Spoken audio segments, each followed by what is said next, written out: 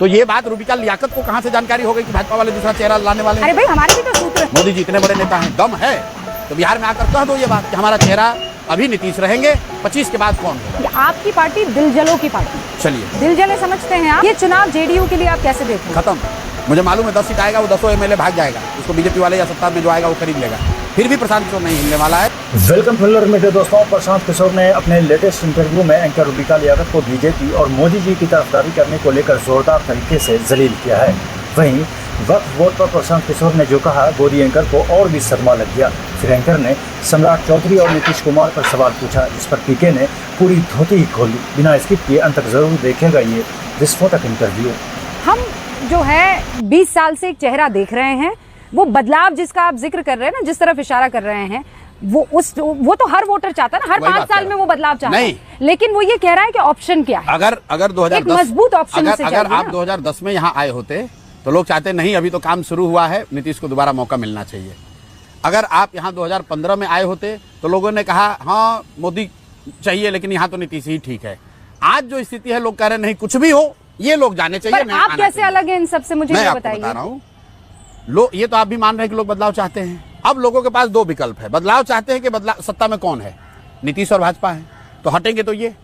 अब जनता के पास 2 विकल्प है, या तो वो राजद का लालटेन जो कि 15 साल बिहार के जंगल राज के लिए जिसको लोग दोषी मानते हैं उसको वापस लाए, या फिर एक नई व्यवस्था, नया विकल्प, नया प्रयास जो शुरू हुआ है जन स्वराज का, उसको मौका दे। नहीं, पर एक और ऑप्शन है, क्या? वो ये भी तो चाह सकते हैं कि बीजेपी का चेहरा जो है वो सीएम के तौर पर आ जाए। भाई ऐसा है कि ये तो बीजेपी वाले खुद से जब अपना चेहरा नहीं बता रहे, आप क्यों बता रहे? इसीलिए तो लोग आपको कहेगा कि आप बीजेपी का सपोर्टर है। नहीं, मैं तो ऑप्शन दे रही हूं आपको। आप क्यों ऑप्शन दे रहे हैं जब बीजेपी वाले प्रधानमंत्री आकर भाई आप कह रहे हैं ऑप्शन 3 ऑप्शन है। आपने कहा या तो आरजेडी रहेगी, ऐसा है, या फिर बिहार में तीन जेडीयू रहेगी। मैं कह रही हूँ आपके साथ साथ एक और ऑप्शन है। नहीं, सुन लीजिए, बिहार में 3 कोणीय मुकाबला है, एनडीए है जिसमें महागठबंधन है और जनसुराज है। 1 मिनट, तो आप कह रहे हैं कि लोग बदलाव चाहते हैं, तो बदलाव चाहने का मतलब कि एनडीए सत्ता में कौन है? एनडीए है। हाँ। तो वो लोग जाएंगे।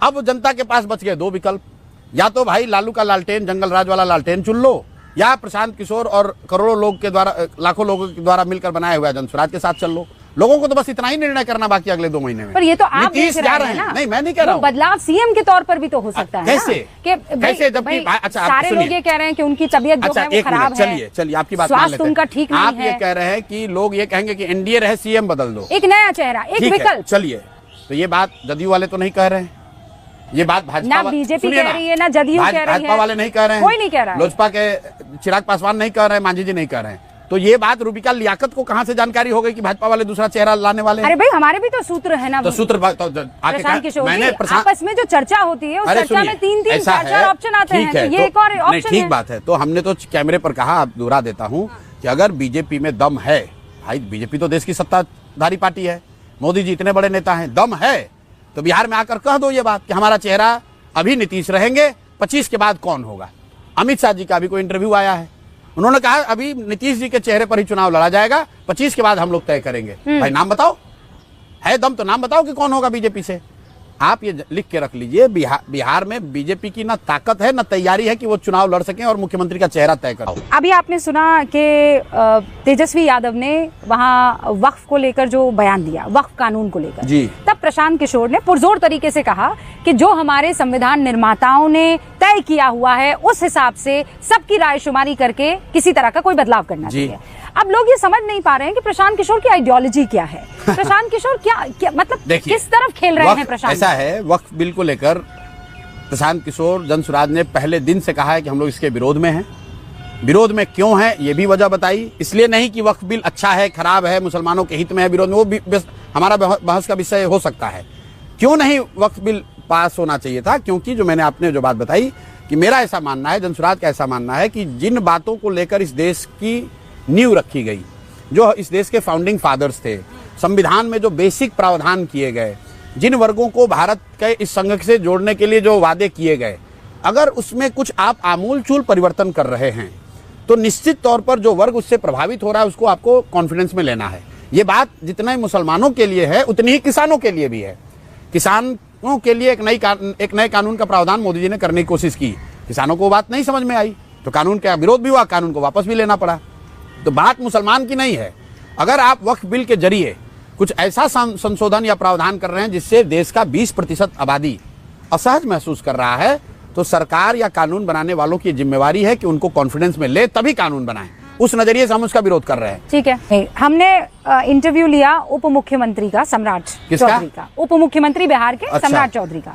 सम्राट चौधरी से जब आपका जिक्र किया तो उन्होंने कहा कि आपकी पार्टी दिलजलों की पार्टी है। चलिए, दिलजले समझते हैं आप? उन्होंने मुझसे पूछा कि बेचारे को जब कहीं कोई जगह नहीं मिलती है तो पीके बोलते हैं आओ। ठीक है, तुम और पीके मतलब खुद जो है वो भी अलग अलग पार्टियों से दिल जले हुए। अब देखिए, आप किसका नाम ले रही हैं, उनका कम से कम हिस्ट्री ज्योग्राफी समझ लीजिए। सम्राट चौधरी लड़के हैं शकुनी चौधरी के। शकुनी चौधरी पहले जब कांग्रेस की बिहार में सरकार होती थी तो उस दल में विधायक और मंत्री थे। किसी जमाने में मुंगेर में उनका एक वीडियो है, देख लीजिए, कहा था कि मोदी को इसी मुंगेर की जमीन में गाड़ दूंगा। फिर वहां से भागे, जब राजद की लालू जी का दौर आया तो राजद की सरकार में विधायक और मंत्री बने। जब लालू जी का सितारा नीचे आया तो ये बेचारे नीतीश कुमार की सरकार में विधायक और मंत्री बन गए। फिर जब नीतीश का सितारा गर्दिश में आया तो मांझी जी के साथ ये भागे ये लोग। मांझी जी की सरकार में भी विधायक मंत्री थे, रिकॉर्ड पर है, चेक कर लीजिएगा। और आज जब भाजपा का भी थोड़ा बहुत दौर बढ़ा तो ये सम्राट चौधरी उसमें जाकर शामिल हुआ है। तो ये भाजपाई जो यहाँ पर हैं, जो संघ के हैं लोग, जो भाजपा के लिए जिन्होंने खून पसीना लगाया है, उनसे जाकर पूछिए कि ये आदमी कौन है। ये दूसरे को दिल जला बता रहा है। भाई, सम्राट चौधरी को बिहार में उप मुख्यमंत्री है, आपने ठीक कहा। बिहार के आधे हिस्से में लोग जानता नहीं है कि सम्राट चौधरी है कौन। आप अभी पटना के किसी भी स्लम एरिया में चलिए और वहां पर महिलाओं को खड़ा होकर आप जरा पूछिए कि भाई सम्राट चौधरी कौन है। जो लोग जानता नहीं कि सम्राट चौधरी कौन है, वो आदमी स्टेटमेंट दे रहा है दूसरे पर। आपकी पार्टी दिलजलों की पार्टी है कि नहीं? अरे है? भाई, जिनको जहाँ जगह नहीं मिलती है वो आपकी पार्टी में जगह पाते हैं कि नहीं? हम लोग की पार्टी दिलजलों की पार्टी है। हम लोग का दिल जला हुआ है कि हम लोग का बिहार, हम लोग के बच्चे मजदूरी करने के लिए गुजरात जा रहे हैं और हम लोग जैसे पढ़े लिखे व्यक्ति यहाँ हैं, सारी क्षमता वाले, फिर भी बिहार की ये दुर्दशा है। इसलिए हम लोग का दिल जल रहा है। दिल इसलिए जल रहा है कि बिहार आज सबसे देश का गरीब और पिछड़ा राज्य है। दिल इसलिए जल रहा है कि लोग बिहारी को बिहारी कह के बाहर अपमानित करते हैं। बिल्कुल दिलजलों की पार्टी है, दिलजलों की पार्टी है, लेकिन इसलिए है कि बिहार की दुर्दशा से हम लोग का दिल जल रहा है। तो आप पलायन को सबसे बड़ा मुद्दा है, मैंने बनाया है और आपको दावे के साथ कह रहा हूं कि बिहार में इससे बड़ा मुद्दा कुछ भी नहीं है, क्योंकि कोई ऐसा परिवार नहीं है जो पलायन से के दर से पीड़ित नहीं है। गरीब का बच्चा मजदूरी करने जा रहा है। कई लोगों को लगता है पलायन तो गरीब आदमी करता है। अरे नहीं, गरीब का बच्चा तो पलायन कर ही रहा है मजदूरी करने के लिए। जो मध्यम वर्गीय परिवार है उनके बच्चे भी पढ़ने के लिए बाहर जा रहे हैं। जो अच्छे घर के लोग हैं वो भी इलाज के लिए बाहर जा रहे हैं, नौकरी के लिए बाहर जा रहे हैं, बिजनेस के लिए बाहर जा रहे हैं। कौन ऐसा परिवार है बिहार में जहाँ से लोग पलायन नहीं कर रहे हैं? आप सुनिए, वो केवल बिहार में थोड़ी नहीं, बिहार में सबसे ज्यादा है ना। वहाँ केरल का भी तो बच्चा दिल्ली पढ़ने आता है ना, इलाज करवाने आता है ना। अलग अलग राज्यों के लोग जाते हैं, बेहतर सुविधाओं के लिए। किसने आपको कह दिया? नहीं, आप दिल्ली यूनिवर्सिटी का आंकड़ा निकालिए और उसमें देखिए कि उसमें केरल के बच्चे कितने हैं और बिहार के बच्चे कितने हैं। आप कह रहे हैं परसेंटेज बिहार का ज्यादा है। आप एम्स का आंकड़ा निकालिए और देखिए कि वहां इलाज कराने वाले केरल, तमिलनाडु के कितने हैं और बिहार के कितने हैं। अरे आप कल अभी हैदराबाद में दुर्घटना घटी है, मैंने ट्वीट किया था 2 साल पहले। हादसा कहीं भी हो, हताहत होने वाला बिहार का बच्चा है। फैक्ट्री में बम फटा है हैदराबाद में, लेकिन शोक मन रहा है बिहार में, लोगों का दिल जल रहा है बिहार में, क्योंकि बिहार के बच्चे वहां मारे गए हैं। उसमें कोई दूसरा नहीं। कश्मीर में गोली चलती है, बिहार के बच्चे मरते हैं। कहीं टनल में उत्तराखंड में लोग फंसते हैं, बिहार का परिवार उसमें फंसता है। कोविड हुआ, उसमें बिहार के बच्चे पैदल चल के आए, और आप कह रहे हैं कि केरल और बिहार में पलायन की स्थिति बराबर है। तो पलायन आपका सबसे बड़ा मुद्दा है? सबसे बड़ा मुद्दा, और इतना बड़ा मुद्दा है कि डर के मारे ये सब ढोंगी जितने हैं, सम्राट चौधरी जैसे बेवकूफ लोग, ये सब अब कह रहा है। सम्राट चौधरी अभी कहा उस आदमी ने कि अगले 5 साल में हम लोग पलायन जितने लोग गए हैं उसको वापस लाएंगे। मैं फिर आपको बता रहा हूं, आप अपने रिसर्च टीम को बोलिए, सम्राट चौधरी ने ये अपने फेसबुक पर एक जगह डाला है, उसके नीचे जितने कमेंट आए हैं, कम से कम 6000 कमेंट, हर कमेंट में लोग उस आदमी को गाली ही दे रहे हैं। अरे भाई, तुम 20 साल से सत्ता में हो, अब कह रहे हो कि 5 वर्ष में पलायन को रिवर्स करेंगे। तुमको 20 वर्ष तो तुमको ध्यान आया नहीं। 20 वर्ष तो तुम ये कह रहे थे कि अरे बिहारी नहीं रहेंगे तो दिल्ली में स्वास्थ्य व्यवस्था रुक जाएगी, वहाँ सफाई नहीं होगा, वहाँ सब्जी नहीं बिकेगा, बॉम्बे की व्यवस्था ठप हो जाएगी। बिहार में मधुबनी में मोदी जी आए, उन्होंने एक बयान दिया, कहा सहरसा से एक नई आधुनिक वंदे भारत ट्रेन चलेगी, जिससे बिहार के बच्चे, श्रमिक परिवार के बच्चे बॉम्बे और गुजरात में सुविधापूर्वक जाकर वहाँ काम करेंगे। ये बताइए कितनी दुर्भाग्य की बात है। लोग यहाँ ताली बजा रहे हैं। अखबारों ने लिखा मोदी की नई सौगात, 2 नए वंदे भारत ट्रेन। प्रशांत किशोर और जनसुराज पहले लोग हैं जिन्होंने कहा कि नहीं, हम लोग इसका विरोध करते हैं, हमें ऐसी वंदे भारत ट्रेन नहीं चाहिए जिसमें बिहार के बच्चे बोड़ा की तरह कुचाकर, जानवर की तरह बैठकर महाराष्ट्र और गुजरात में नौकरी मजदूरी करने जाएं। अरे भाई, मोदी जी को ये ना बताना है कि बिहार में फैक्ट्री कब लगेगी।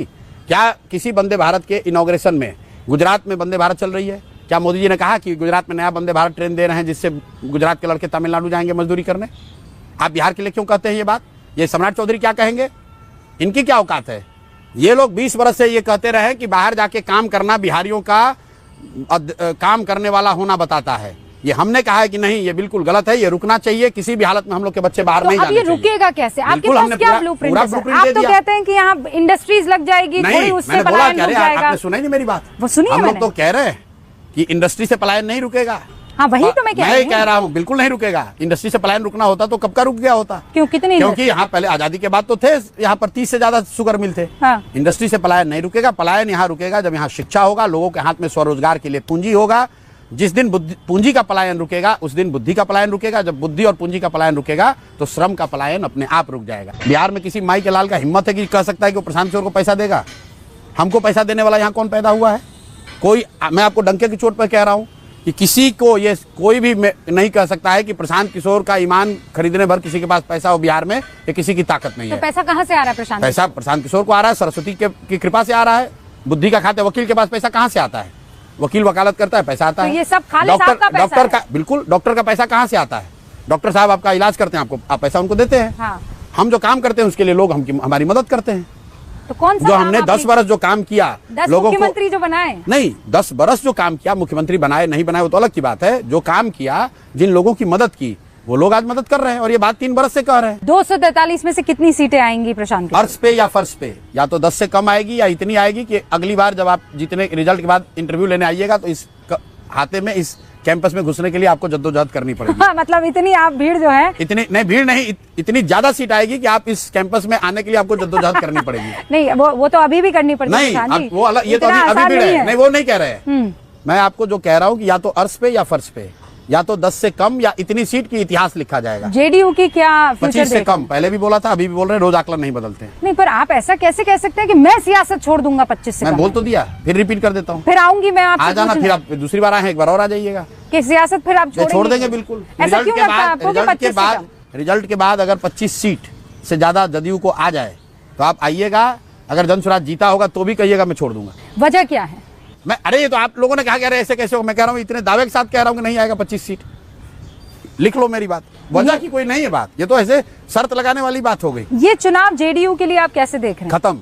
अभी आप देखिए, किसी ने कल पूछा, बोला कि जदयू के कार्यालय पर मोदी जी का फोटो लगा हुआ। हाँ, सही है। तो ये दिखाता है जो प्रशांत किशोर कह रहे हैं, ये नीतीश कुमार के राजनीति का अंतिम दौर चल रहा है।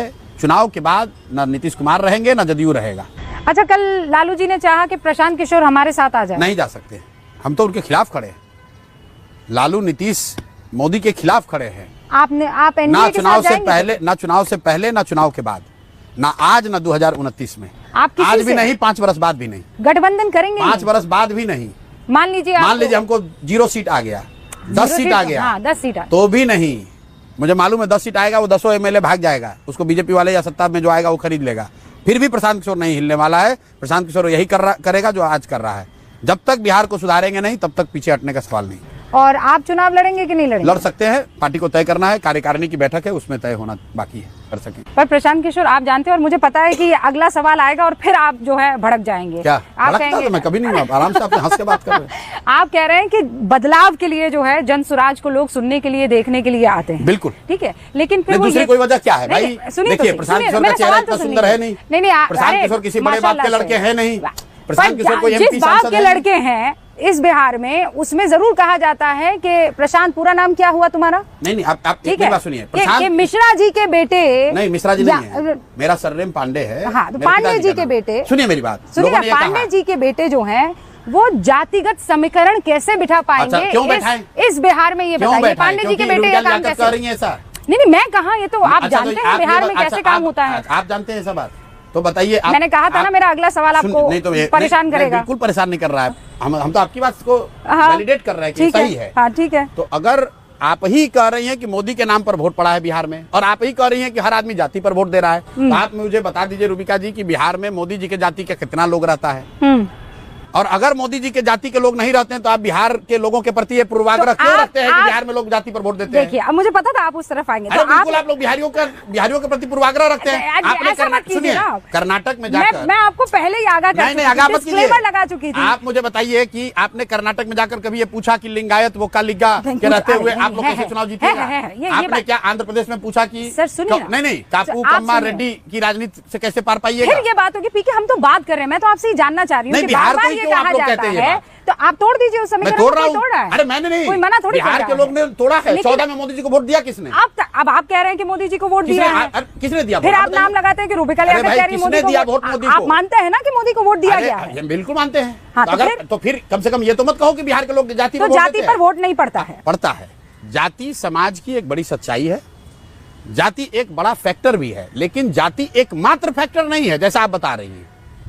जाति एकमात्र फैक्टर नहीं है। जाति अच्छा कितना बड़ा फैक्टर है? कितना बड़ा फैक्टर है इसको क्वांटिफाई करना तो मुश्किल है, लेकिन अगर आप इसको सही में समझना चाहते हैं तो मैं आपको बता रहा हूं। डिपेंड करता है, अगर कोई व्यक्ति, अगर कोई घटना, अगर कोई मुद्दा बिल्कुल बहुत बड़ा मुद्दा, बहुत बड़ा चेहरा, बहुत व्यक्तित्व नहीं हो, तो जब लोकल स्थानीय मुद्दे पर चुनाव होते हैं, लड़ने वाले सब एक जैसे ही दिखते हैं तो लोग जातियों पर वोट करते हैं। लोगों को लगता है भाई सब तो एक के जैसा दिख रहा है, चलो अपने जाति वाले को दे देते हैं। लेकिन अगर कोई व्यक्ति है, अगर कोई घटना है, अगर कोई विषय है, तो लोग जातियों से ऊपर उठकर वोट करते रहे हैं। 84 में इंदिरा जी की मृत्यु ऐसी एक घटना थी, लोग जातियों से ऊपर उठकर लोगों ने कांग्रेस को वोट दिया। तो अभी ऐसी कौन सी घटना है? 89 में बोफोर्स बहुत बड़ा मुद्दा था, बिहार के लोगों ने जातियों से ऊपर उठकर विश्वनाथ प्रताप सिंह को वोट दिया।